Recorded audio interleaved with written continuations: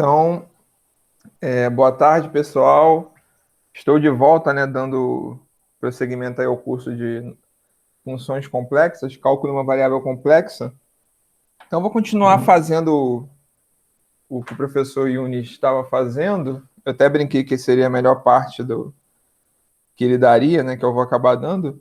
E essa brincadeira, na verdade, não é que seja a melhor parte, mas é uma parte que vai misturar várias coisas que vocês já viram, inclusive com o professor Yunis. Eu vou usar aqui para colocar os resultados de forma mais global, tá? Então, os dois principais resultados que nós vamos colocar de forma mais, em termos globais, é o teorema de Cauchy, ou Cauchy-Goursat, né? E a fórmula integral de Cauchy, tá? Então, vou começar aqui relembrando um resultado, que ele é um resultado, talvez os resultados do curso seja o resultado mais simples e mais fácil de enunciar. Porém, a demonstração desse resultado é muito profunda. É uma dos resultados mais importantes aí de topologia. Então, antes de introduzir esse resultado, eu vou definir uma curva de Jordan. O que é uma curva de Jordan? É um caminho ou uma curva, tá certo? Que é fechada e simples. Então, lembra que uma curva, da maneira que a gente definiu, é uma aplicação contínua de 0, 1 em C. Eu estou pedindo que essa curva seja fechada, ou seja, o ponto final coincide com o ponto inicial, e que seja simples, que não tenha nenhuma interseção que não seja o ponto final coincidido com o ponto inicial, tá certo? Ela não faz esse tipo de coisa, por exemplo. Isso seria uma curva fechada, não simples, porque tem essa interseção aí no meio, tá? Então, uma curva de Jordan, a gente vai usar o tempo todo essa terminologia. Curva de Jordan é uma curva fechada simples. Outra maneira de analisar a curva de Jordan é dizer que a trajetória da curva, que a gente denotava por esse símbolo, colocava a curva entre chaves, é homeomorfa ao círculo unitário. O círculo unitário, lembra que é o bordo do disco centrado na origem de raio 1, tá certo? Então, é uma curva que seja homeomorfa, o que eu acabei de desenhar aí em azul. Então, isso seria uma curva de Jordan, outra maneira de você olhar. É como se você estivesse pegando o círculo unitário e deformando, tá certo? Então, se você pegar esse círculo unitário que está em azul e deformar, né, esticar, mas mantendo certas propriedades, você vai ter a curva gama aí. Isso é uma curva de Jordan que está descrito aí. Então, como eu estava falando, um dos resultados mais simples de entender, mas a gente não tem nem condição de demonstrar ele no curso, e a demonstração é muito profunda, né? Um dos resultados mais importantes da topologia é o teorema da curva de Jordan. O que ele garante? Ele vai garantir que se eu tiver uma curva de Jordan, gama, ela vai dividir o plano complexo, ou o R2 também, esse teorema pode aparecer no R2, em duas regiões, tá? Então, C menos gama, ou seja, eu estou tirando a trajetória, seria o plano menos a curva que está em azul, fica dividido em duas regiões conexas, tá? Essas duas regiões são abertas. Então, C menos gama é a união de dois abertos conexos. O primeiro deles é limitado, é chamado interior de gama. Então, quem seria o primeiro deles? Seria esse aberto aqui, ó, que está dentro da região delimitada por gama. Então, isso a gente denota por interior de gama. Daqui a pouco eu vou fazer uma observação a respeito disso. E o outro aberto é o que está fora da curva gama. É o que a gente chama a região exterior à gama, tá? Então, seria o que está fora de gama. Eu estou desenhando aí. Talvez fosse bom trocar a cor. Tá certo? Então, vou desenhar em vermelho aqui, é mais fácil, depois trocar a cor. Então, esse seria o exterior de gama, é o que está fora. Então, eu espero que vocês concordem que é um teorema bem intuitivo, né? Pelo menos. Você tem a curva gama, tem a região de dentro e a região de fora da curva. Tá certo? Então, isso acontece muitas vezes na matemática. Resultados de enunciado simples têm demonstrações muito profundas. É o caso aqui, tá certo? É bem fácil de ver o que está acontecendo, só que a demonstração desse resultado é bem profunda. Então, lembra que esses abertos são conexos? Conexos aqui para a gente é quando te definiu para aberto, tem um conceito mais geral em topologia, mas para aberto vale o que nós, da maneira que a gente definiu, que aberto conexo, qualquer dois caminhos existe uma poligonal unindo, qualquer dois pontos dentro do aberto existe uma poligonal unindo esses dois pontos, tá certo? Então a gente vai denotar o interior por interior de gama, e a observação que a gente faz é que o interior de gama, que a gente está denotando por isso, para não fazer confusão com a noção de interior lá do capítulo 1 de topologia. Porque se eu considerar o interior da trajetória de gama, quando você olha isso aqui, ó, interior de gama, você poderia pensar em interior do conjunto trajetória de gama. Esse conjunto vai ser vazio, tá certo? Por quê? Você tem aqui, imagina a curva gama. Lembra que para ser interior, pega um ponto na curva gama. Para ser interior, deveria ter uma bola aberta, tal que essa bola está contida dentro de gama. Isso é falso, né? Qualquer bola aberta centrada aqui centrada em pontos da curva vai ter pontos de dentro, da região interior e da região exterior. Então, o interior de gama, se a gente for considerar aquele conceito lá do capítulo 1, é vazio. Para não fazer essa confusão, tá certo? E eu acho que eu comentei no teorema, mas não falei aqui em aula, é que essa curva gama é a fronteira dos dois abertos. Tanto da região do aberto interior, a fronteira é exatamente a curva gama, como do aberto exterior, a fronteira também é a gama. Como eu falei, a gama divide mais ou menos o plano nessas duas regiões. Então, aqui eu vou relembrar um resultado que vocês viram lá no cálculo 3, melhor, em análise vetorial, que é o teorema de Green, que diz o quê? Suponha que você tem um aberto D, então já vou colocar a figura aqui para vocês visualizarem, aparecendo embaixo. Um aberto D e gama uma curva de Jordan suave por partes, orientada no sentido anti-horário. Então é a curva que está em vermelho aí, tá? Tal que a região R para mim aí vai ser fechada e limitada. Observa que R eu estou pegando gama, ou seja, a trajetória de gama, e unindo com o interior de gama. É o que está em vermelho aí no desenho. Observa que esse R vai ser fechado, ele vai ser um compacto, tá certo? Vai ser um fechado ilimitado do plano. Eu vou supor que esse R está contido em D. Então, se eu tiver dois campos, a gente chama de campos escalares, né? P e Q de classe C1, essa notação campo escalar talvez você tenha visto lá na análise vetorial. Se P e Q são dois campos escalares de classe C1 em D, então, o que diz o teorema de Green? Então, antes de falar no enunciado, eu queria frisar nesse classe C1. É muito importante. O teorema de Green tem que ser de classe C1 os campos, tá? Então, o que diz? Ele diz que a integral de linha de P dx mais Q dy, observa que essa integral é definida somente no bordo da curva, tá certo? Então, eu estou integrando na curva, eu consigo trocar essa região, essa integral, por uma integral dupla feita onde? Na região R, na curva e no seu interior. Então, a integral dupla de R desse campo aqui, desse campo escalar, né? A derivada de Q com respeito a x menos a derivada de P com respeito a y, tá certo? Então, desde que os campos sejam de classe 1, você pode fazer essa troca de integral. No bordo, você consegue calcular a integral na região interior à curva. Mais ou menos tem um pouco a ver com aquela coisa que vocês viram aqui com o Yunis, professor Yunis, que a fórmula integral de Cauchy dava uma informação a respeito de um ponto interior, conhecendo o valor da função no bordo, né? Mais ou menos esse paralelo. Então, agora eu vou também relembrar a extensão do teorema de Green. Então, o enunciado é um pouco rebuscado aí, digamos, né? Então, eu vou... Sejam P e Q dois campos escalares de classe C1 em R2. Gama, gama 1, gama N, curva de Jordan suave por partes, ou seja, caminhos fechados e simples. Orientadas todas no sentido horário. Então, você seguia pela região da direita aí, tá? Pela figura da direita. E aí ele dá várias hipóteses.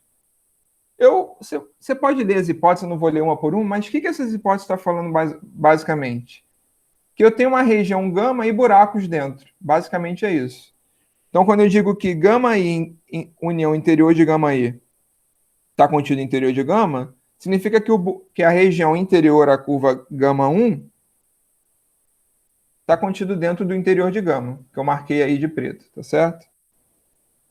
Vou apagar. Quando diz que gama I união interior de gama I, interseção com gama J interior de gama J é vazio, significa que essa região aqui da gama 1 não intersecta a região da gama 2. E por último, ele está pedindo que R, quem é R?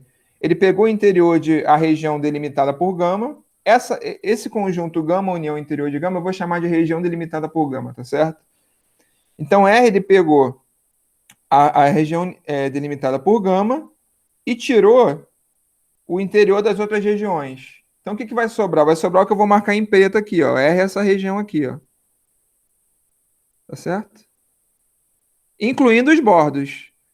Incluindo os bordos da curva e os bordos da curva exterior. A gama, que eu não indexei por índice, é a curva exterior.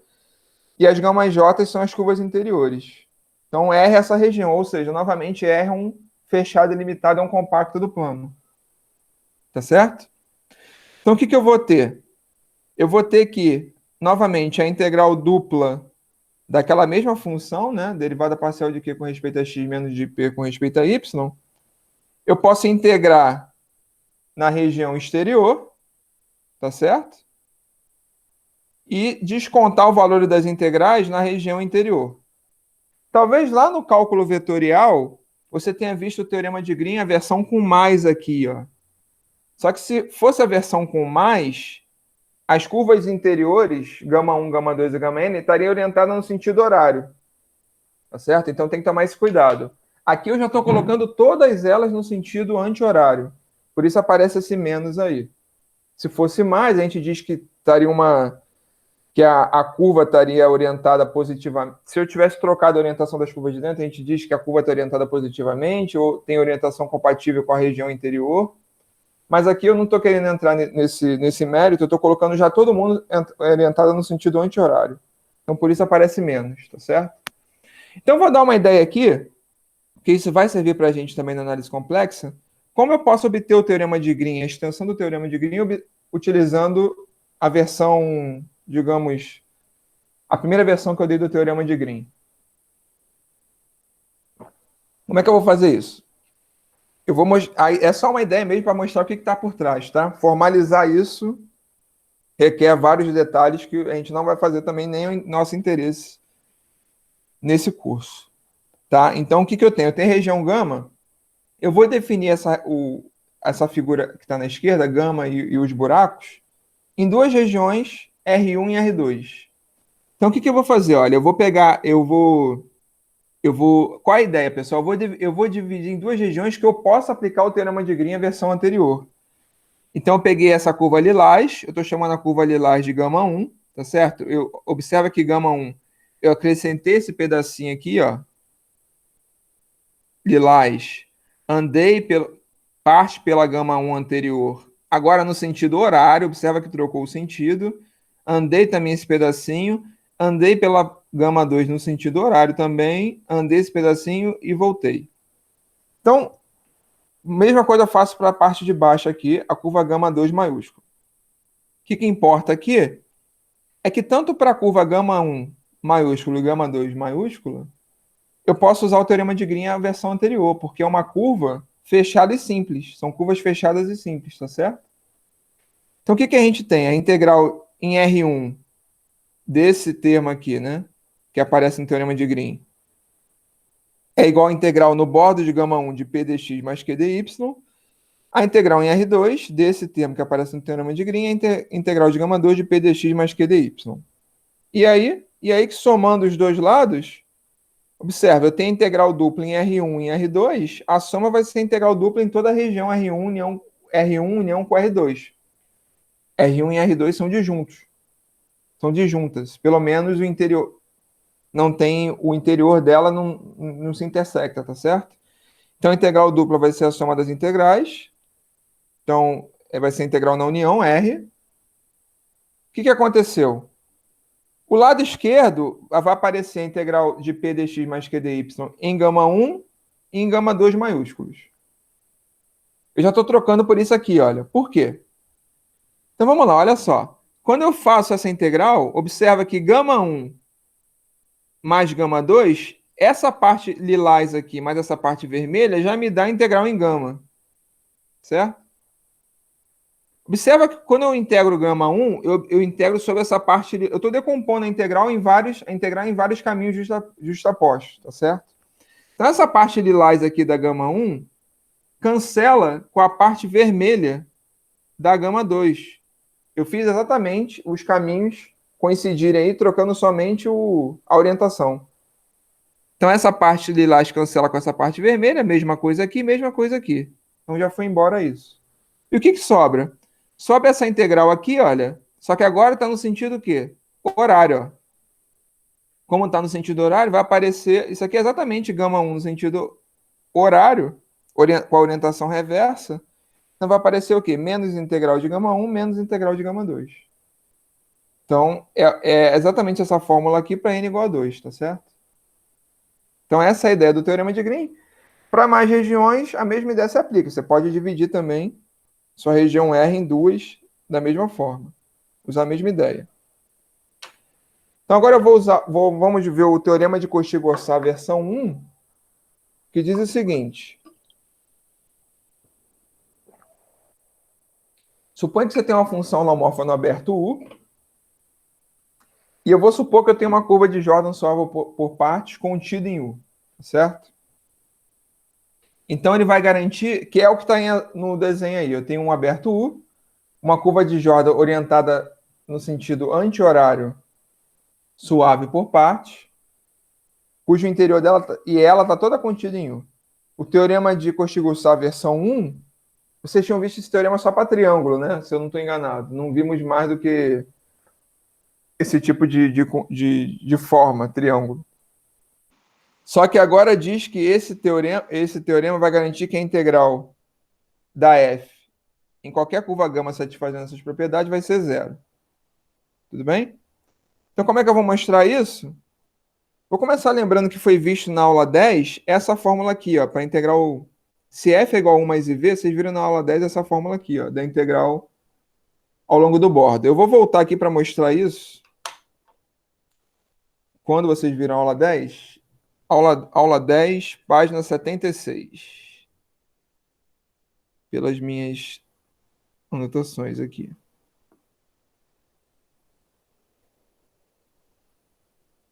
Aqui, ó. Tá certo? O Yunis mostrou lá que a integral de f dz se resumia, ele abriu a conta aqui da integral de f dz, tá aberta aqui, ó, e viu que era a integral de u dx menos v dy na curva gama, mais i integral de u dy mais v dx na curva gama. Então, estou relembrando aqui. Como é que você faz para não esquecer isso? Como é que eu faço para não esquecer isso?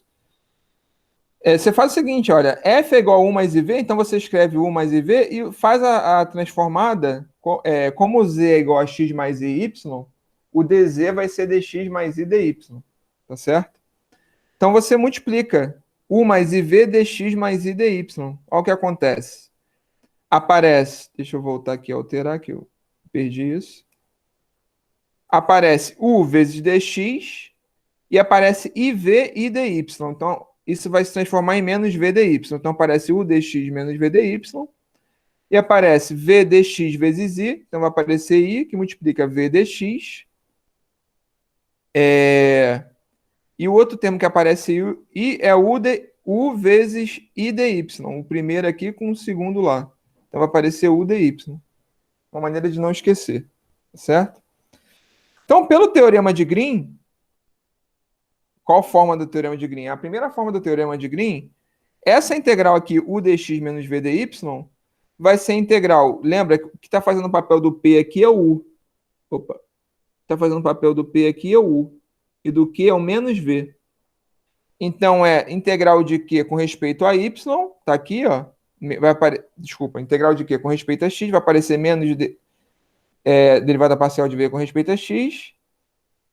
Menos a integral de P com respeito a Y. Então, aparece esse termo aqui, menos derivada parcial de U com respeito a Y. E essa segunda integral aqui, olha, de v dx mais u dy, eu também vou usar o teorema de Green. Então, aqui novamente, o P, que está fazendo o papel do P, é o V do Q é o U. Então, o que você tem? Integral de U com respeito a x, menos integral de P, que é o V com respeito a y. Está aqui. Por outro lado, pessoal, pelas condições de Cauchy-Riemann, isso aqui é zero, olha. Esse primeiro termo aqui é zero. Cauchy-Riemann, tá certo? Vocês viram isso, que a derivada parcial de U com respeito a Y é menos a derivada parcial de V com respeito a X. Isso aqui também é zero. Cauchy-Riemann novamente. O X é igual a VY. Então, essa integral dupla aqui é a integral de funções identicamente nulas é zero. Então, portanto, a minha integral é zero. Tá? Então, basicamente, o que nós fizemos? Escreveu a integral complexa, integral de linha complexa, como parte real mais i vezes parte imaginária. A integral da parte real é zero. A integral da parte imaginária é zero. Então, portanto, a minha integral de linha é zero. Tá?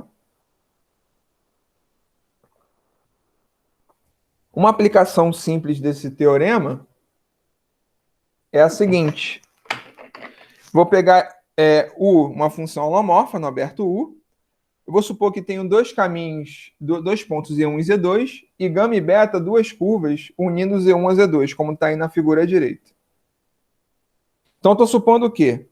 Que o caminho é gama vezes beta menos 1 é simples, ou seja, se eu andar por gama, beta menos 1 vai trocar a orientação de beta, tá certo? Então, eu vou andar de Z2 para Z1, é simples. Só se intersecta onde? No ponto inicial aqui, digamos. Pensa que o ponto inicial é Z1. Então, vai andar, não tem autointerseção, tá certo? Tirando as extremidades. Então, um caminho simples. E o outro aqui, o interior de U, que é o que está aqui, ó, está contido em U. Tá certo? Então, é exatamente esse esquema aí que está na direita. Então, a gente tem que a integral de gama de f ao longo de gama, integral de linha de f ao longo de gama, é igual a integral de f ao longo de beta. A demonstração desse resultado é bem simples, olha. De fato, o que a gente tem? A gente tem que esse caminho lambda, que é gama justaposto com beta menos 1, satisfaz a condição do teorema anterior. Na verdade, é só trocar a orientação de beta. É um caminho que satisfaz a condição do teorema anterior. Então, a integral é um caminho fechado e simples, cujo interior está contido em U. A integral de linha dele, de lambda, é zero. Mas a propriedade da integral de linha, eu posso decompor essa integral de linha em integral de f de lambda, de gama, melhor, mais a integral de f de beta menos 1. Ora, só que a integral de f de beta menos 1 é menos a integral de f de beta, propriedade da integral de linha. Orientação trocada, a integral fica menos. Isso é igual a zero, então, portanto, a integral de gama é igual à integral de beta, tá certo? Posso Com dar uma essa noção, observação? pode fazer. Pessoal, antes a gente tinha visto todos esses resultados, no caso que U era um domínio estrelado, agora U é qualquer aberto. Isso é a diferença Exatamente. para não se confundem. A gente Ah, já viu antes. Não, a gente viu para domínios estrelados. Agora U é qualquer. A gente usa o domínio estrelado para dizer depois que F, se é holomorfa, vai ter derivada de qualquer ordem. Por isso que agora U e V vão ser de classe de C1. Por isso que podemos aplicar o teorema de isso. Green. Olha, eu marquei umas duas vezes essa anotação, pô, não posso deixar de fazer isso, mas e acabei esquecendo, você lembrou também, mas eu tinha lembrado de fazer um pouco antes. Pessoal, eu estou usando o teorema de Green aqui fortemente, eu estou usando que a U e a V são de classe 1, tá certo? E a gente só sabe isso depois de tudo aquilo que o Yunis fez. O Yunis chegou a comentar que o resultado, devido a Cauchy, eu acho, supunha que a F' era contínua. Então, supondo que a F' é contínua, o resultado é exatamente esse. Suponha que a F' é contínua, ou seja, a U e V são de classe 1, a demonstração é essa. Só que a gente só descobriu isso depois, mais para frente, com o professor Yunis. Depois que o Yunis, mais para frente, mostrou que, de fato, se a F for holomorfa e for da forma U mais IV, a U e a V são, de fato, sem infinito, tá certo? Porque a F tem infinitas derivadas. Porque ele chamou o V de P na segunda. Ah, porque sempre que acompanha o dx é o P. Então, na primeira, a P é U e a Q que acompanha o dy é menos V. Na primeira aqui, quem acompanha a dx é quem? É o P. E na segunda é o que acompanha o dy é o U que, que vai ser nosso Q. Tá certo, Rafael? Tudo bem? Então, a regra é sempre essa. Quem acompanha o dx é o P. Então, é exatamente, eu frisei lá quando eu falei no Teorema de Green que, o P e Q tem que ser de classe 1. Só que agora a gente já sabe que é de classe 1 porque o Yunus mostrou isso, tá? Então, acho que a primeira demonstração talvez tenha sido utilizando isso, eu não tenho certeza. Acho que foi do Cauchy, né, o Yunus. Depois o Goursat mostrou sem essa hipótese, que é fininha contínua. A demonstração do Cauchy usando alguma coisa desse tipo, mas dá para mostrar com menos hipóteses, tá certo? Isso. Mas precisa de todo aquele desenvolvimento que o Yunus fez, para garantir que é de classe 1. Porque perceba, para garantir que é de classe 1, basta analisar localmente. E foi toda aquela análise que o Yunus fez, em torno de discos, de triângulos, tá certo? Depois globalizou um pouco em termos de domínio estrelado. Aqui a gente está globalizando um pouco mais ainda.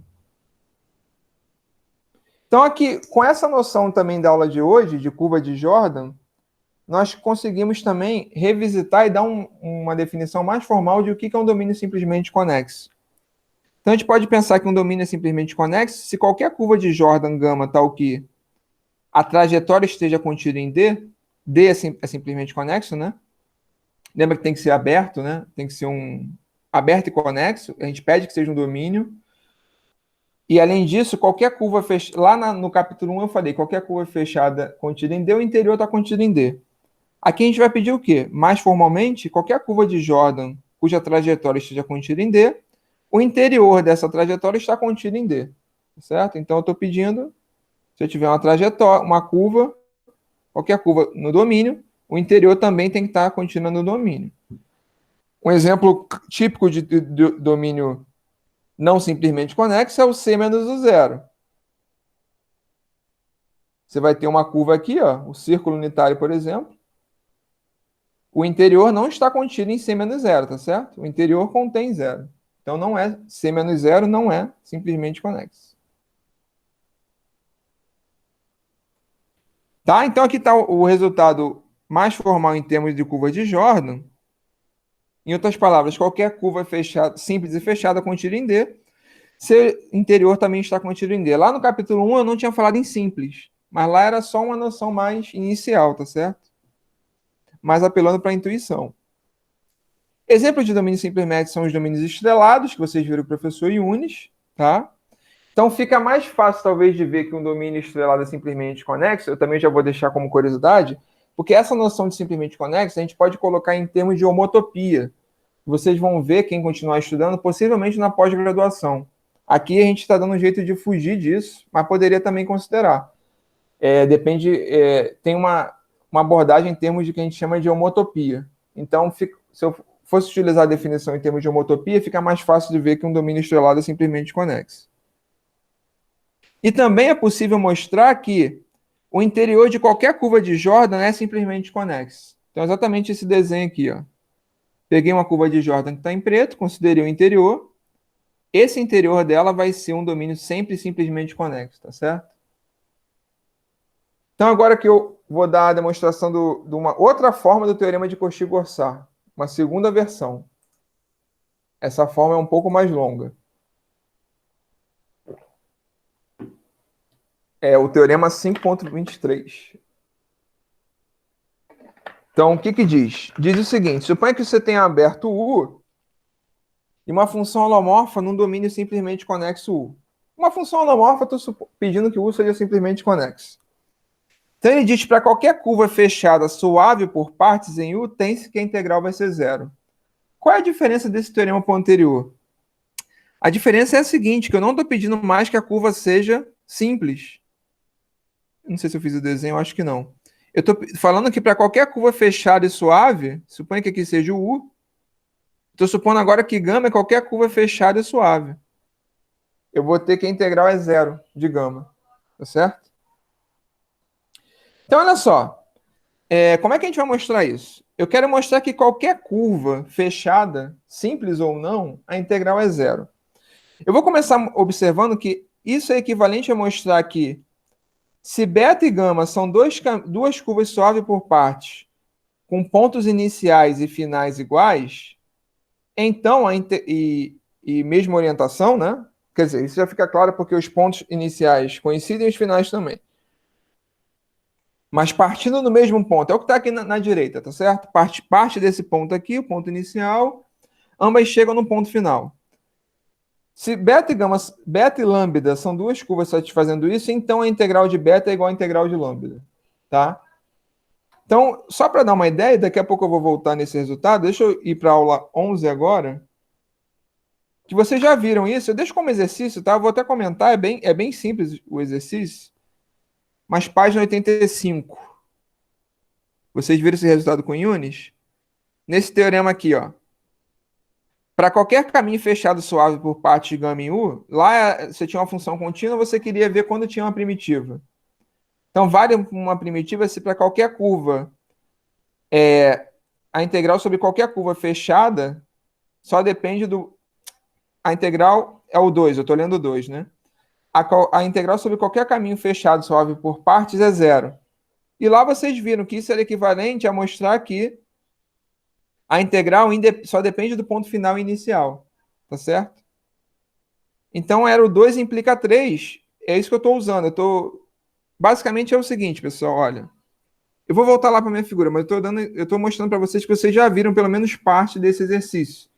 Eu estou pedindo para vocês verificarem 3 implica 2, que vale sempre em geral. 3 implica 2 e 2 implica 3 é independente do ambiente do teorema, tá? Vale aí dentro desse ambiente do teorema, mas é uma propriedade mais geral. E eu vou dar uma ideia porque isso funciona. Pelo seguinte, imagina, eu quero mostrar que a integral sobre qualquer curva fechada é zero. Então, o que eu posso fazer? Então, suponha que eu sei que a integral só depende do ponto final inicial. Então, eu pego a minha curva fechada aqui, olha. Suponha que a sua curva fechada é essa, não necessariamente simples. E você divide ela, ó. Você anda em vermelho, tá? E depois você percorre aqui ao sentido contrário e volta para o outro ponto. Ora, você sabe que essa integral em vermelha é a integral igual à integral lilás, por hipótese. Então, é claro que essa integral aqui mais essa vai ser zero, tá certo? Porque essa integral aqui, quando eu troco o sentido, muda o sinal da integral lilás. Da mesma forma, suponha que você tenha isso, que a integral só depende do ponto final inicial. Aí foi o que vocês fizeram lá com Yunis. Foi esse sentido que vocês fizeram? Não sei, mas de qualquer forma a ideia é a mesma, olha. Então eu quero mostrar agora que a integral sobre qualquer curva fechada é zero. Então eu venho aqui, para até aqui e depois volto. Mas por hipótese, essa integral aqui é igual a essa, que é menos essa. Então vai ser zero também, tá? Deixa como exercício, ou seja, eu quero mostrar que a integral sobre qualquer curva fechada é zero. De maneira equivalente, eu posso mostrar que se as curvas têm mesmo ponto inicial, que está aqui, olha, beta zero é igual a lambda zero e mesmo ponto final, então as integrais vão ser iguais. Então, como é que eu vou fazer isso? Eu vou tratar primeiro o caso mais simples. Qual é o caso mais simples?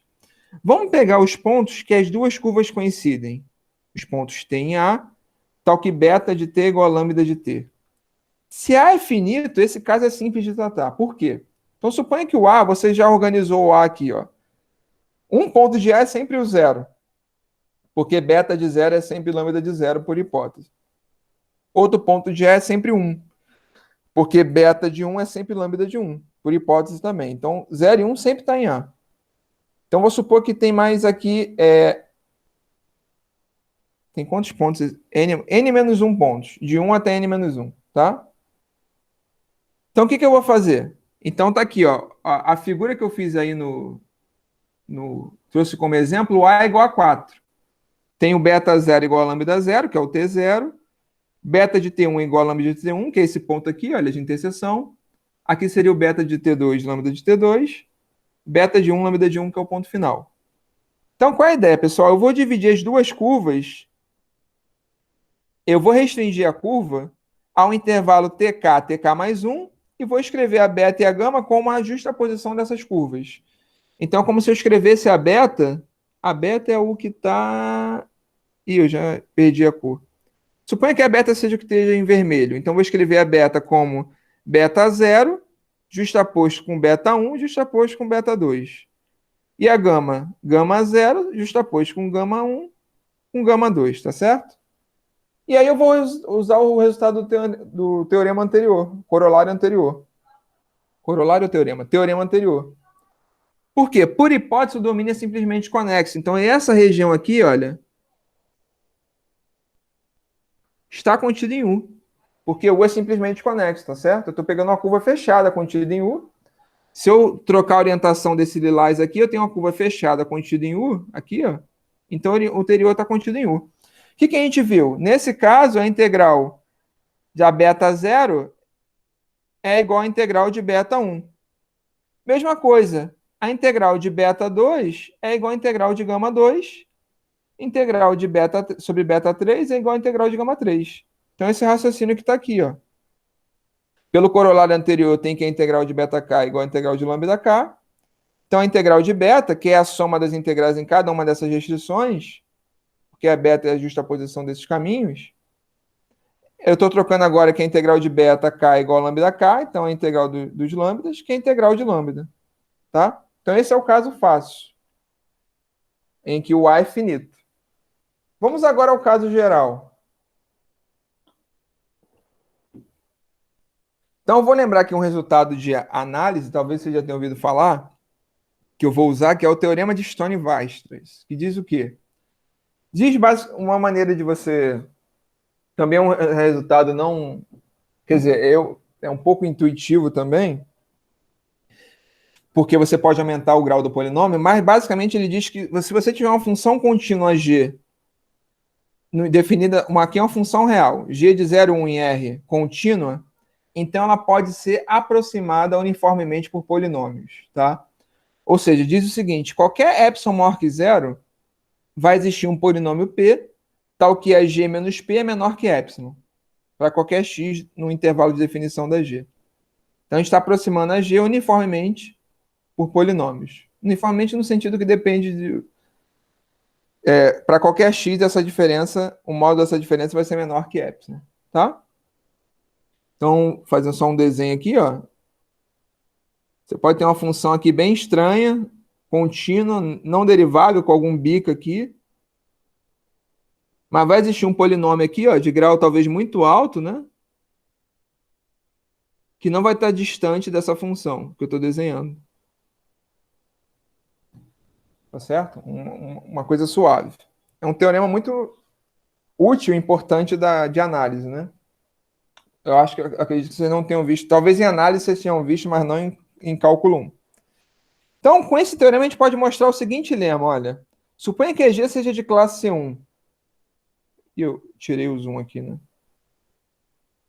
Suponha que a G seja de classe 1. Então, para todo epsilon maior que zero, não só eu consigo um polinômio aproximando a G, mas também, aqui, ó, isso aqui a gente já sabia, né? A P menos a G dista epsilon, mas também aproximando as derivadas. A derivada de P vai ser menor que a derivada de epsilon, tá? Ou melhor, a derivada de P menos a derivada de G também vai ser menor que epsilon para qualquer t em 0, 1. Então, de fato, pelo teorema de Stone-Weierstrass, existe um polinômio. Eu vou usar o teorema de Stone-Weierstrass para mostrar isso. Primeiro, para a G', que eu estou supondo que é de classe 1. A G' contínua, eu posso usar esse resultado para a G'. Então, tem um polinômio Q, tal que G' menos Q é menor que epsilon, usando o teorema de Stone-Weierstrass para G'. Aí eu vou considerar P uma primitiva de Q, que é um polinômio, tá certo? Então, é claro que ele tem uma primitiva. Em particular, a contínua tem primitiva. Ajustando a constante da primitiva, eu vou escolher uma primitiva tal que P de 0 é igual a G de 0. Tá aqui, ó. E aí eu vou estimar, olha, esse P de 0... Então, o módulo de P de T menos G de T, como a P de 0 menos a G de 0 vai ser 0, observa que isso aqui, que está dentro do módulo, nada mais vai ser do que P de T menos G de T, menos P de 0 menos G de 0. Teorema fundamental do cálculo, tá certo? Eu escolhi de forma que isso aqui seja zero, então, de fato, é o P de t menos G de t. Então, isso é igual a isso. Essa integral eu posso colocar o módulo para dentro, vai ser menor ou igual à integral do módulo. Só que isso aqui fica exatamente Q de U menos G' de U. Só que isso aqui, olha, G' menos Q é menor que epsilon. Então, isso aqui é menor que epsilon, tá certo? Então, a integral vai ser menor que epsilon, integral de 0 a t de du. Só que a integral de 0 a t de du é t. E eu estou integrando no intervalo 0, 1. Então, isso aqui é menor que 1. Então, portanto, vai ser menor que epsilon, tá? Talvez pudesse ter colocado um menor igual aqui. Mas, de qualquer forma, aqui vai ser menor, né? Tá? Aqui vai ser igual a epsilon, né? Poderia ser 1, no caso, é. Talvez já tenha que usar aqui o menor aqui. Menor porque o G' menos Q é menor que epsilon, né? Tá certo? Então, eu tenho... Ou seja, pessoal, o que a gente está... talvez para deixar um pouco vocês mais claro o que eu quero fazer. O que eu quero fazer? Eu já sei o resultado quando é finito. Quando A é finito. Quando o número de interseção da beta com a gama é finito.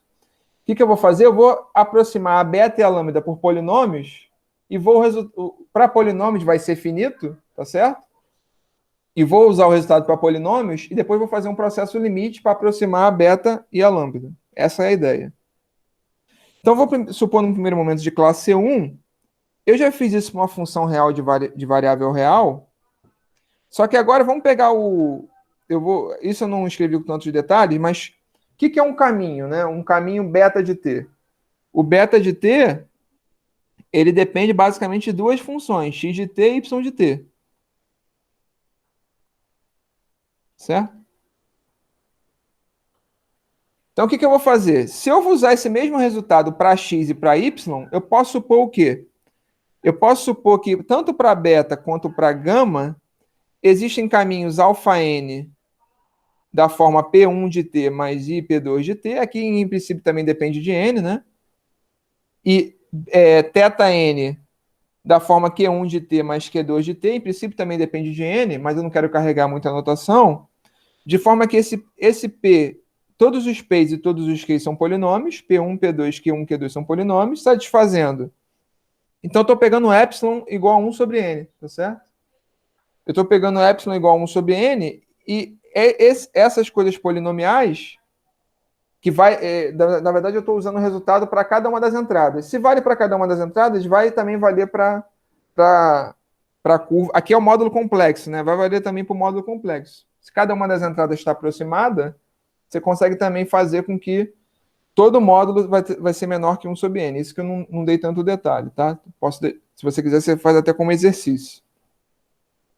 Tá? Se você usar, talvez, a norma do máximo em R2 e também em C, já fica automático, né? Porque a norma do máximo, você vai olhar o máximo das entradas. Como eu estou supondo as duas menor que 1 sobre n, então, automaticamente, se essa aqui for a norma do máximo, que é equivalente à norma complexa, então já dá menor que 1 sobre n. Então, resumindo, eu consigo dois caminhos, eu vou chamar de caminhos polinomiais, que as entradas são polinômios.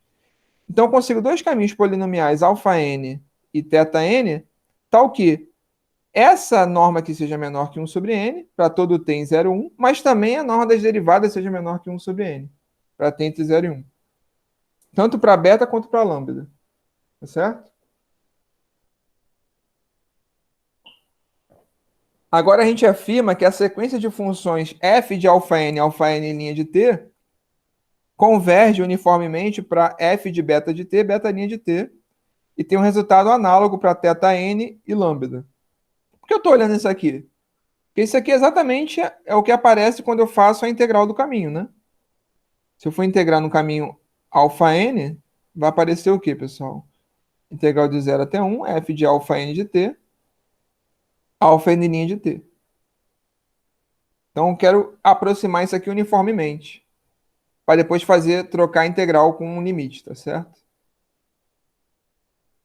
Como é que a gente mostra isso? Olha, então vamos mostrar a convergência de f αn vezes αn' para f de beta de t, beta linha. A outra demonstração é análoga. Então, pega epsilon maior que zero fixado. A gente vai usar esse epsilon para estimar.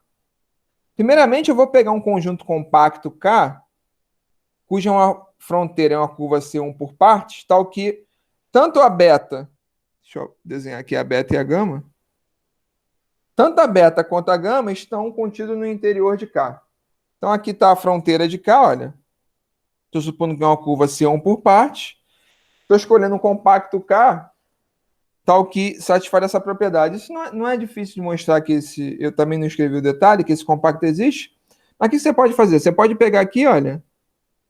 Você pode pegar círculos aqui, olha, em volta, a união de círculos em volta dos dois caminhos. Como os caminhos são compactos, né? As trajetórias são compactas, porque a imagem é uma função contínua do intervalo 0, 1. Você vai ter uma quantidade finita desses círculos cobrindo o compacto. Você pode pegar esses círculos cobrindo beta e cobrindo também gama, de forma similar. Esses círculos contidos dentro do aberto U, né? Tá certo? Se você pegar esses círculos e fazer, por exemplo, o fecho convexo desses círculos, tá vendo? Você vai ter outro aberto. Aqui eu estou construindo um K que não seria esse da figura, né? Mas eu estou mostrando que eu teria um conjunto fechado e limitado. É fechado, porque eu peguei o fecho. E é limitado porque a quantidade desses discos é finita. E eu estou pegando discos de raios finitos, né? Claro, quantidade finita, isso vai ter que ser limitado também, tá? Então é importante para a gente que existe esse K dentro de U, né? O K está contido em U. Tal que o interior de K contém essas duas curvas. Então agora isso aqui, pessoal, é aquele rascunho. Eu já fiz o rascunho e já sei as coisas que eu tenho que estimar, tá? Então olha só, como a beta é de classe 1, ela vai ter o máximo, assume o máximo, o módulo de beta assume o máximo no intervalo 0, 1. Então existe M1 positivo, que a norma de beta é menor ou igual a M1. Estou usando aqui que é a beta de classe 1.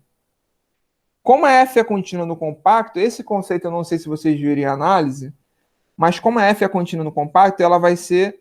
Ah, não, isso aqui sim. Ela também, a norma de F vai ser limitada também, porque eu estou num compacto, estou usando a continuidade da F num compacto. Isso aqui é teorema de... Eu acho que vocês conhecem como Weierstrass, né? Ou pode ser em cálculo 2, vocês viram com o teorema de Weierstrass, que uma função contínua num conjunto compacto, a norma dela tem máximo e mínimo, né? Assume um valor máximo e mínimo. Então vai ter aqui um M2, tal que f de z é menor ou igual a M2 para qualquer z nesse compacto. E esse conceito aqui, eu não sei se vocês já tinham visto isso, mas é que a função vai ser, a continuidade vai ser uniforme, porque é um compacto. O que é continuidade uniforme?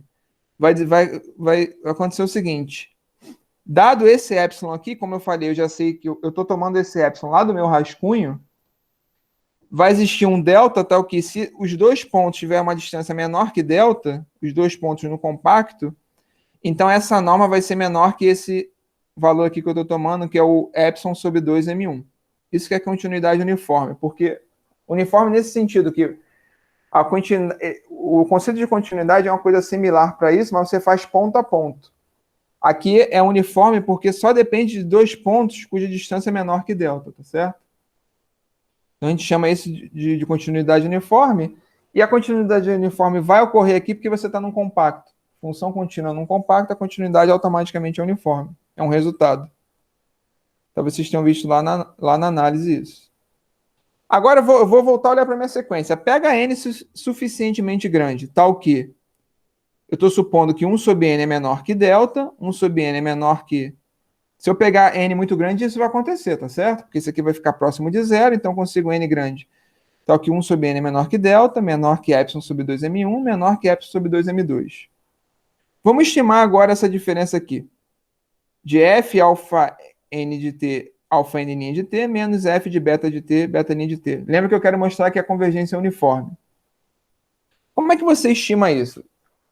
De maneira comum, esse tipo de argumento é muito comum para mostrar convergência uniforme, você soma aqui dois termos para comparar. Então, eu estou somando esse termo aqui, ó, f de alfa n beta n de t, que eu não consigo comparar isso com isso diretamente, mas somando esse termo e diminuindo, já ajuda eu fazer a comparação, tá certo? Então, é o que está em vermelho. Então, observa, esses dois termos aqui, eles são o quê? Colocando o f de alfa n de t em evidência, fica o que está em lilás aqui. E esses dois últimos termos, colocando beta n de t em evidência, fica o que está em roxo aqui dentro do parênteses. Usando a desigualdade triangular e já usando que a norma o módulo do produto é o produto dos módulos, você vai ter que isso é menor ou igual a f de alfa n de t, alfa n' de t menos beta n de t, mais beta n de t, que multiplica f de alfa n de t menos f de beta de t, certo? Desigualdade triangular. Eu escolhi lá, lembra que a f de z, a norma dela é sempre menor ou igual a m2. Então, isso vai ser menor que m2, tá? Aqui, em princípio, seria menor ou igual, né? Mas a gente vai ver que, de fato, é menor, né? Porque aqui pode ter igualdade. Então, isso aqui é menor ou igual a m2, em particular, para se eu aplicar f de alfa n de t, vai ser menor ou igual a m2. Eu estou usando isso aqui, ó, que a gente desenvolveu, tá certo? A gente já tinha estimado. A f de alfa n de t menos beta n de t é menor que epsilon sobre 2 m2. Por quê, pessoal? Lembra que isso era menor que 1 sobre n? Usando aquele lema do teorema de Stone-Vastra, e eu estou supondo que 1 sobre n é menor que epsilon sobre 2m2. Então, isso vai ser menor que epsilon sobre 2m2, tá certo? A beta linha de t é menor ou igual a m1, tá aqui, ó. Foi a primeira desigualdade que a gente fez. A desigualdade vai ser estrita, porque aqui já é estrito, tá certo? Essa desigualdade aqui, ó, de alfa, esse módulo é menor que epsilon sobre 2m2 estrito, porque é menor que 1 sobre n. Então, beta linha de t é menor ou igual o módulo é menor ou igual a m1, e f de alfa n de t menos f de beta de t vai ser menor ou igual a epsilon sobre 2m1. Por quê? Porque o que está dentro do argumento alfa n menos beta de t é menor que 1 sobre n. É aquele resultado lá o lema utilizando o Stone-Vastra. Isso é menor que 1 sobre n, e eu estou agora usando a desigualdade uniforme, olha. Continuidade uniforme. Esses pontos distam uma distância menor que delta, porque eu peguei 1 sobre n menor que delta, tá certo? E eu estou aplicando f, portanto, em dois pontos cuja distância deles é menor do que delta. Então, portanto, a norma disso vai ser o quê? Menor ou igual a epsilon sobre 2m1, tá vendo?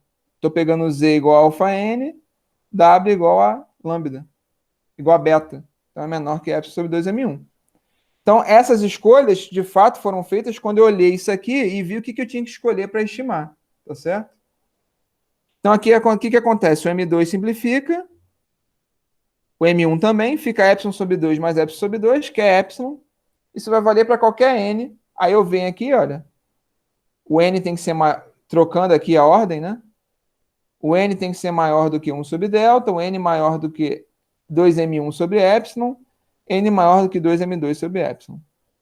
Certo? Então a continuidade uniforme está mostrada. Qualquer n que você pegue maior ou igual a esses valores aí, o máximo desses valores, a norma de f de alfa n de t vezes alfa n de t vai ser isso, menos f de beta t, beta n de t, a norma disso vai ser menor que o epsilon que você fixou anteriormente. Então isso quer dizer que a continuidade é uniforme. A convergência da sequência de funções é uniforme. Como a convergência é uniforme, então o limite de n infinito disso aqui, tá? Observe que isso aqui nada mais é do que a integral dos alfa n, né? Eu já tinha dado uma ideia disso. Eu posso trocar o limite com a integral. Então vai ser a integral do limite. Ora, mas por hipótese, isso aqui é exatamente f de beta de t, beta n de t, tá certo? Que é igual a integral de beta de f de z dz. Tudo bem?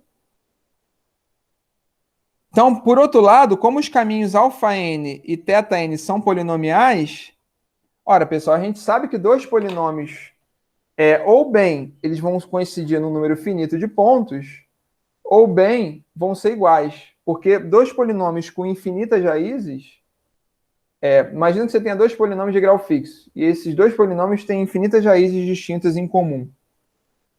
Então, esses polinômios têm que ser iguais. Por quê?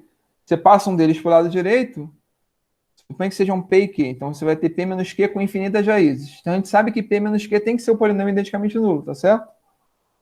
Não tem jeito. Todo polinômio de grau n tem no máximo n raízes distintas. Então, esses polinômios têm que ser iguais. Ou se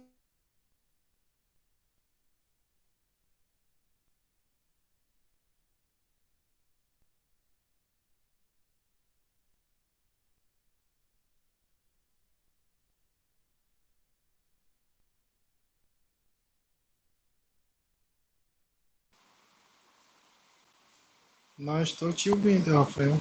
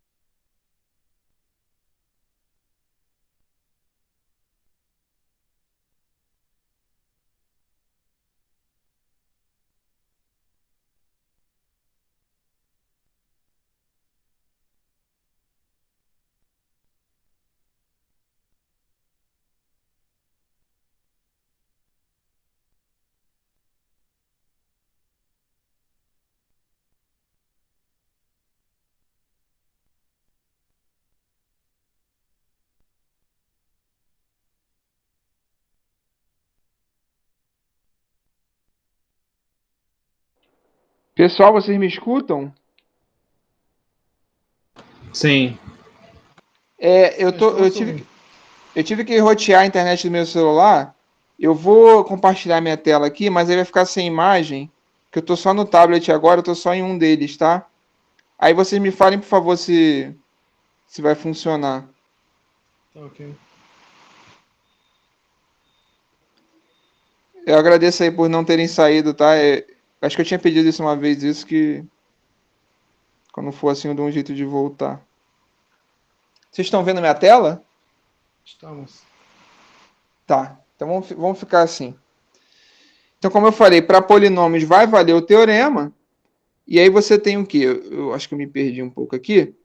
Ah, tá. Então, para polinômios, então a integral, quem vai ser a integral de beta fz usando o mesmo resultado para, quer dizer, a gente já sabe que é o limite de n infinito, a gente viu da integral de 0 a 1 de f de alfa n de t, alfa n de t, que é a integral de alfa n fz. Só que para polinômios, isso aqui vai ser igual a isso, né? Porque é aquele caso em que é finito. Então, é limite de n infinito de θn fz. Só que isso aqui, como eu falei, é análogo, como você mostrou que a integral dos alfa n em alfa n converge para a integral de beta. É claro que a integral do θn, analogamente, vai corrigir para a integral de lambda. É só trocar as letras, né, basicamente. Então, isso aqui é a integral de lambda f de z dz. Então, a gente mostrou no caso em que a beta e a lambda são C1. E no caso que é C1 por partes, o que você faz? Você subdivide o intervalo em subintervalos em que as restrições são C1. Então você aplica o resultado acima para caminho. Você pega o caminho, faz a justaposição de caminhos em que cada um deles é C1, tá certo? E você vai ter que a integral de beta, a integral de lambda f de z dz, né? Tá certo? Tá tranquilo até aí?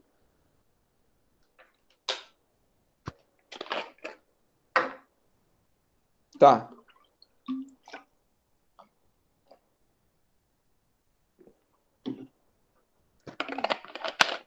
Então vamos lá. Então suponha que f é holomorfo interior de lambda agora, corolário, né? Onde lambda é uma curva de Jordan. Então, para qualquer curva beta fechada, suave por partes interior de gama, tem-se que a integral de beta FZDZ é igual a zero. Então, como é que você mostra isso? Automaticamente você usa o resultado anterior, porque como eu falei, se você tem uma curva gama, o interior de gama vai ser simplesmente conexo, que eu estou marcando em preto. Sendo simplesmente conexo, você vai ter que o interior de gama, você pode aplicar o resultado anterior, que você está supondo que a função é holomorfa nesse intervalo, e aí você vai ter que a integral é zero. Né? Tudo bem? Aplicando o resultado anterior para uma curva beta fechada, não necessariamente simples. Qual outro resultado? Suponha que f é uma função holomorfa no domínio simplesmente conexo U. Então f admite primitiva. Então como é que você mostra isso? Você usa aquele teorema 5.1 da aula 11. Deve estar no ponto aqui ainda. Tá vendo? A gente tinha esse resultado. Você tem uma função contínua cuja integral sobre qualquer caminho fechado suave por partes é zero, tem primitiva. Então é exatamente a hipótese aqui, né? Se é simplesmente conexo, a gente viu no teorema que a integral de qualquer caminho fechado suave por partes, caramba, é longo, é zero. O que a gente viu aqui. Então você pode aplicar o teorema, você vai ter que vale isso, né, que a integral sobre qualquer caminho fechado suave por partes é zero, então portanto admite primitiva. Ou seja, pessoal, se você tem qualquer domínio simplesmente conexo, em particular estrelado, vocês já tinham visto com Yunis, né? Aqui vale mais geralmente. Qualquer domínio simplesmente conexo, cuja função é holomorfa, automaticamente vai ter primitiva. Tá certo? E mais, lá quando vocês viram com o professor Yunis, você tinha uma maneira explícita de calcular a primitiva. Como é que você calculava a primitiva? Você pegava, a primitiva era exatamente a integral de f, você pega um aberto U aqui, simplesmente conexo, pega qualquer ponto Z0 em U, e você pode calcular a primitiva fazendo essa que vai ser a primitiva. É integral de lambda, FZDZ, onde lambda de 0 é f de z, é z0 e lambda de 1 é z. Qualquer caminho, tá? Qualquer lambda satisfazendo isso. Vai te dar uma primitiva. Então, qualquer lambda... é o que eu digo aí, né? Quer dizer, vamos fazer então para esse exemplo. Eu tenho f de z igual a 1 sobre z, que é holomorfa em menos infinito zero. Então, isso tem uma primitiva. Por quê? Porque o domínio é simplesmente conexo. Infinito menos zero é simplesmente conexo. Qualquer curva roxa que você pegue aí, o interior vai estar contido em C menos zero. Fechada, simples, contida em C menos zero, o interior também vai estar contido. E vocês viram lá quando o professor Yunis mostrou que a primitiva f de z é pegar a integral de gama fz dz, qualquer caminho gama suave por parte, ligando... Aqui eu vou pegar 1 a z, tá? Esse z0 pode ser qualquer, eu vou pegar 1. Então, por que eu estou pegando 1? Quando eu pego 1, automaticamente o f de 1 é 0. Porque eu estou pegando o caminho nulo aqui, que você calcular o f de 1, tá certo? O caminho ligando 1 a 1, isso vai me dar que o f de 1 é 0. Então, essa função aqui, que eu escrevi em termos de uma integral, é uma função cuja derivada vale 1 sobre z e em 1 vale 0. Então, portanto, ela tem que ser o log principal, porque o log principal também é derivada em 1 sobre z. E lembra que duas primitivas e um conexo diferem por uma constante. No caso aqui, como elas coincidem em 1, essa constante tem que ser 0. Então, essa função, de fato, tem que ser o log principal. Tá certo? Então, de fato, o f de z é o log de z. Eu vou me estender mais um pouco aqui. Fazer aquela 1 hora e pouquinho de alguns minutos de aula, né? Então, aqui eu tenho a extensão do teorema de Cauchy-Gosset, que diz o seguinte, novamente aquela situação, um domínio com buracos, tá certo? Então, se você tiver uma região aqui, todas as curvas gama, gama 1, gama n, curva de Jordan fechada, curva de Jordan sobe por partes, orientadas no sentido anti-horário, só um minutinho. Eu retirei o celular porque de fato a internet caiu. Todas orientadas no sentido horário, você vai ter que a integral da f, olha que interessante, a integral da f nesse bordo grande na curva lambda, que é a curva exterior, você pode calcular como a soma em cada uma dessas curvas do buraco aqui, dos buracos. Que é o lado direito, tá certo? Então, como é que você pode fazer isso? Você considera R lá igual o teorema de Green. Essa região aqui, a extensão do teorema de Green. R é essa região. Vou definir dessa maneira. Então, vou aplicar a extensão do teorema de Green a u dx menos v dy. O que você tem? Então, portanto, a integral... Estou usando a extensão do teorema de Green. Então, é igual aconteceu lá naquela outra... Na primeira versão do teorema de Cauchy-Goursat. O que aparece do lado esquerdo é essa integral. E o que aparece do lado direito é o quê? A integral na curva exterior, gama, menos as integrais em cada uma das curvas dos buracos, tá certo? Da mesma forma, você pode aplicar o teorema de Green a v dx mais u dy. Então, vai aparecer novamente aquela mesma função dentro da integral dupla. E vai aparecer o quê? A integral de v dx mais u dy em gama, menos nas curvas dos buracos. Novamente, por Cauchy-Riemann, isso aqui é identicamente nulo. Isso aqui também. Então, você tem o quê? Passando para o lado esquerdo, você vai ter que a integral na curva gama, ou melhor, eu vou passar isso aqui, essa parte para o lado direito, o lado esquerdo já é zero, né? Então, eu vou passar essa parte para o lado direito, e essa também. Você vai ter que a integral de u dx menos v dy em gama é o somatório das integrais lá das curvas dos buracos. Integral de v dy é a mesma coisa.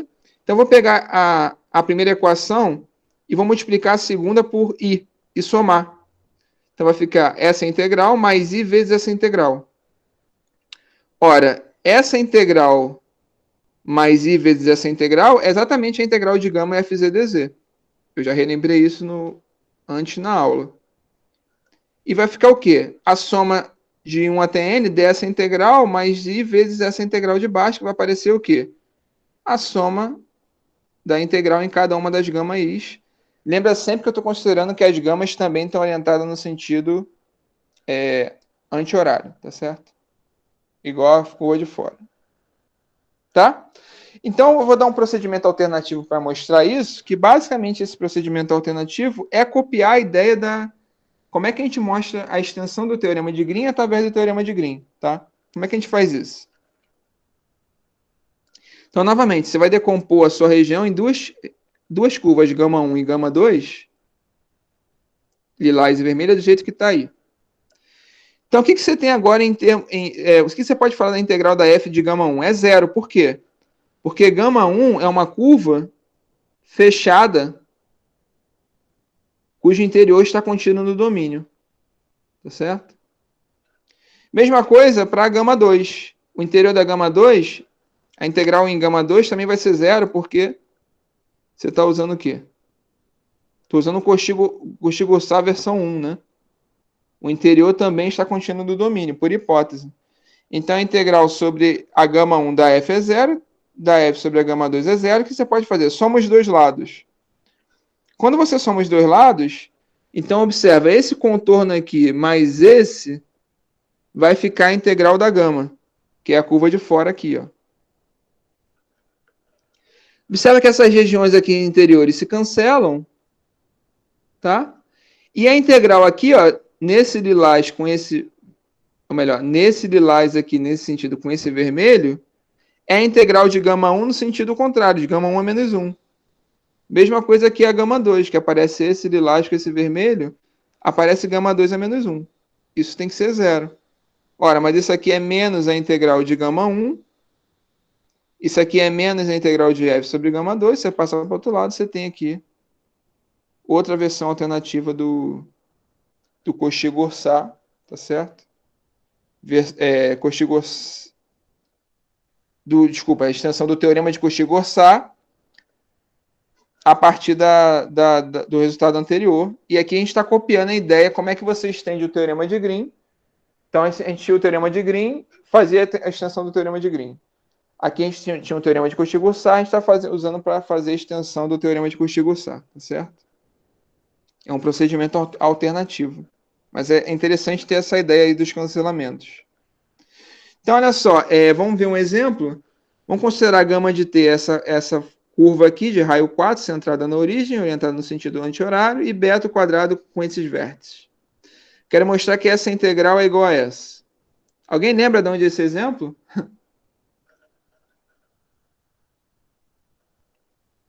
Eu lembro. Tá na última lista, não? Exatamente, questão da lista. Mas lá, imagino que vocês não tenham feito igual eu vou fazer agora, tá? Então, olha só, vamos olhar onde essa função não é holomorfa. Os pontos onde ela não é holomorfa são os pontos em que zero é o denominador.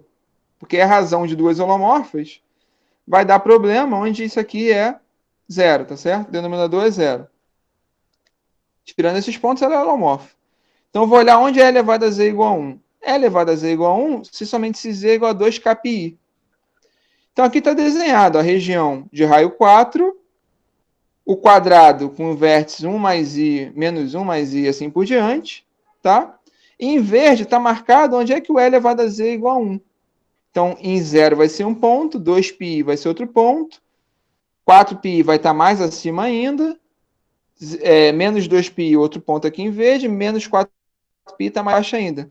Mas o que é importante? Essa função e elevado a z sobre 1 menos z, ela é holomorfa na região entre as duas curvas, que é o que está em vermelho aqui, ó, tá?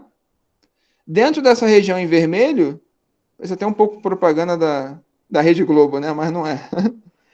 Essa região que está em vermelho, que é a região entre o círculo exterior ao quadrado, a função é holomorfa nessa região. Nenhum ponto verde está na região vermelha.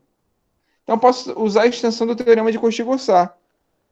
O que diz a extensão do teorema de Cauchy-Gaussat? Portanto, que a integral de e elevado a z, 1 menos z, sobre a curva gama, que está aqui, deixa eu ver o que eu chamei de gama. Gama é o círculo, a outra é o quadrado. Então, a integral sobre gama, que é a curva orientada no sentido horário, é igual a integral sobre o quadrado, beta, orientada no sentido horário, tá certo? Então, eu estou usando a extensão do Cauchy-Gaussat quando eu tenho exatamente um buraco só.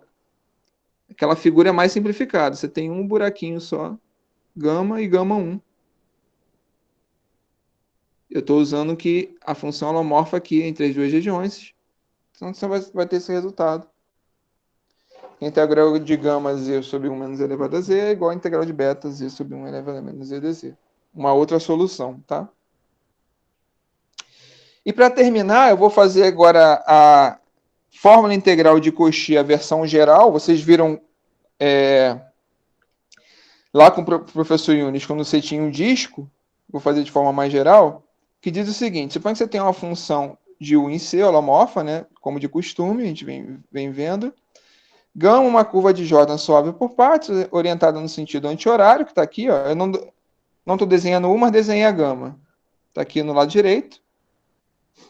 Tal que a gama, o bordo e também o interior está contido em U, tá? E estou pegando o Z0 um ponto dentro de gama. Esse ponto aqui, Z0, dentro de gama. Então, como a função é holomorfa aqui, ó, dentro na região interior a gama, eu consigo calcular o f de Z0 como 1 sobre 2π integral de gama f de z sobre z menos Z0 dz. Tá? Lá vocês tinham visto quando essa gama aqui era um círculo centrado em Z0. Então, aqui a gente está vendo que pode ser qualquer curva gama. Como é que a gente faz isso, pessoal? Vou pegar um R maior que zero, tá? Tal que é o que eu desenhei aqui pontilhado, ó. Tal que o DZ0R está contido no interior de gama, é um aberto, então existe esse R.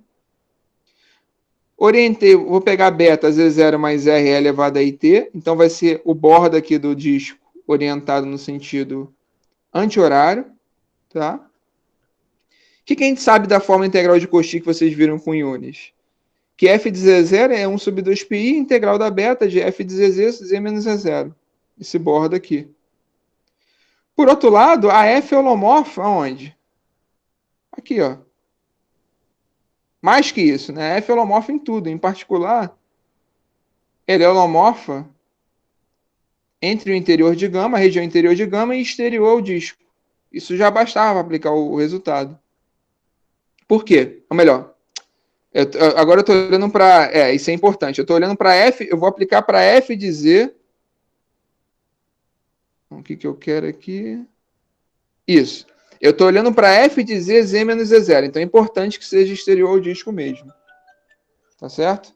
Então essa função, como eu estou exterior ao disco, eu fugi do ponto onde Z é igual a Z0, que aparece no denominador. Então a função F de Z sobre Z menos Z0 é holomorfa, né?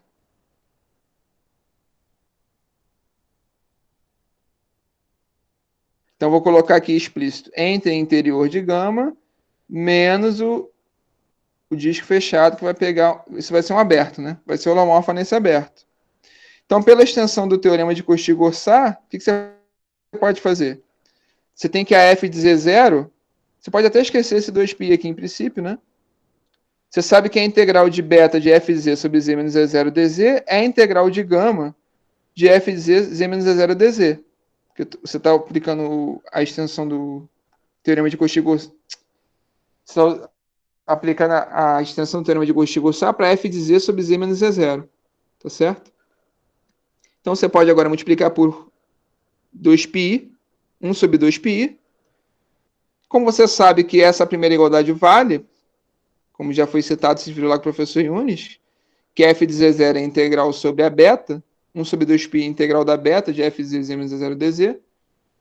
E isso é igual a isso, você vai ter que a f de z0 é integral, 1 sobre 2π é integral sobre a gama de f de z sobre z menos z0 dz.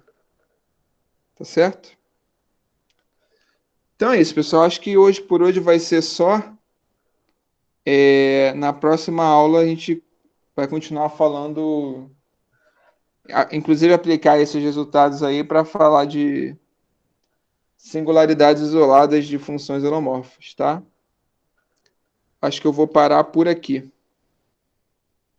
Eu só não sei se eu tenho como parar a gravação por aqui. Yunis, você consegue parar a gravação? Eu não consigo do meu tablet.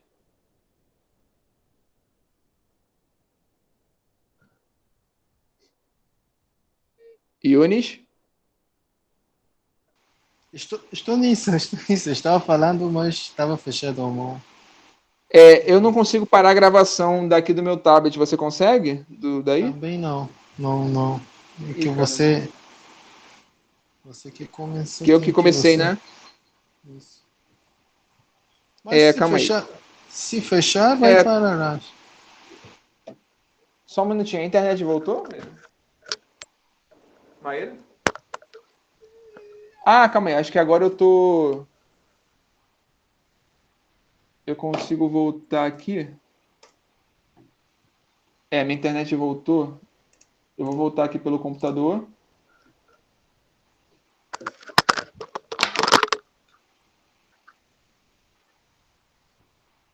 Pessoal, agora sim eu vou parar a gravação.